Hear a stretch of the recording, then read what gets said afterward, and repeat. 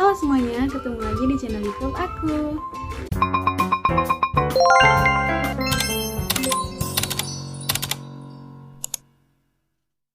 Nah, materi yang akan kita bahas di video kali ini adalah tentang efektivitas dan mutu sekolah. Apa sih efektivitas dan mutu sekolah itu? Yuk langsung aja simak video kali ini ya.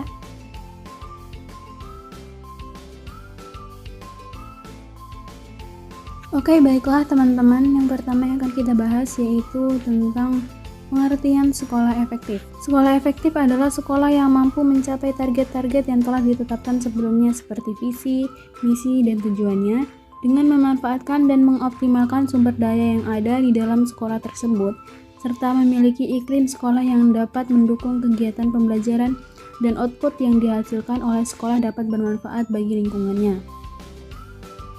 Nah, yang selanjutnya ini ada karakteristik sekolah yang efektif. Sekolah yang efektif dicirikan sebagai berikut. Yang pertama, sekolah memiliki visi dan misi yang jelas dan dijalankan dengan konsisten.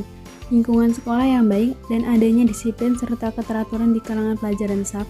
Kepemimpinan kepala sekolah yang kuat, penghargaan bagi guru dan staf serta siswa yang berprestasi, pendelegasian wewenang yang jelas, dukungan masyarakat sekitar. Sekolah mempunyai rancangan program yang jelas. Sekolah mempunyai fokus sistemnya tersendiri, pelajar diberi tanggung jawab, dan guru menerapkan pembelajaran inovatif.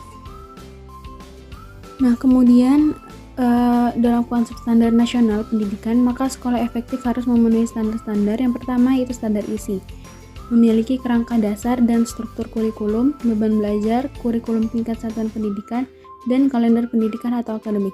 Yang kedua, proses pembelajaran.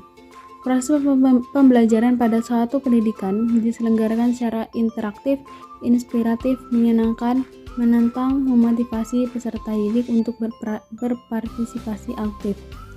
Kemudian yang ketiga, kompetensi lulusan, memiliki kecerdasan, pengetahuan, kepribadian, akhlak mulia, serta keterampilan untuk hidup sendiri. Nah, terus ada standar tenaga pendidik dan kependidikan.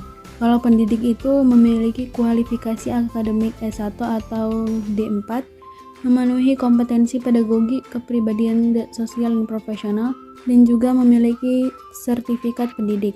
Kemudian ada tenaga kependidikan, terdapat kepala sekolah, tenaga administrasi, tenaga perpustakaan, tenaga laboratorium, tenaga kebersihan sekolah yang berstandar atau bersertifikasi. Kemudian sarana dan prasarana, memiliki prasarana yang meliputi lahan, ruang kelas, ruang pimpinan satuan pendidikan, ruang tata usaha, dan yang lainnya. Kemudian ada pengelolaan satuan pendidikan pada jenjang pendidikan dasar dan menengah menerapkan manajemen berbasis sekolah yang ditujukan dengan kemandirian, kemitraan, partisipasi, keterbukaan, dan akuntabilitas. Kemudian yang ketujuh ada pembiayaan, memiliki biaya investasi dan biaya personal. Yang kedelapan ada penilaian. Penilaian hasil belajar dilakukan secara berkesinambungan untuk memantau proses kemajuan dan perbaikan hasil dalam bentuk ulangan harian, ulangan tengah semester, ulangan akhir semester. Nah, yang selanjutnya ini ada model-model sekolah efektif. Yang pertama ada model tujuan. Model ini berangkat dari persepsi bahwa sekolah adalah sebuah organisasi. Model tujuan sering digunakan untuk meneliti dan menilai ketercapaian sebuah sekolah. Sebuah sekolah diklasifikasikan sebagai sekolah efektif apabila ketercapaian setiap kegiatannya mencapai atau melebihi daripada tujuan yang telah ditetapkan. Kemudian yang kedua ada model manajemen mutu total. Mengklasifikasikan sebuah sekolah efektif jika sekolah tersebut berupaya melibatkan dan memberi kuasa kepada semua anggota dalam fungsi sekolah, mengendalikan perbaikan berterusan dalam aspek yang berbeda, memberikan kepuasan keperluan, kehendak, dan jangkauan konstituensi internal maupun eksternal sekolah. Kemudian yang ketiga ada model proses. Berdasarkan model proses ini, sebuah sekolah efektif sekiranya fungsi dalam sekolah tersebut dalam keadaan terurus, efisien, dan aman.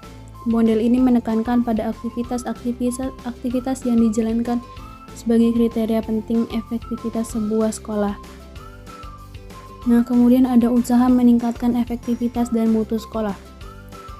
Usaha untuk meningkatkan efektivitas dan mutu sekolah itu dapat dilakukan dengan cara yang pertama, itu ada school review.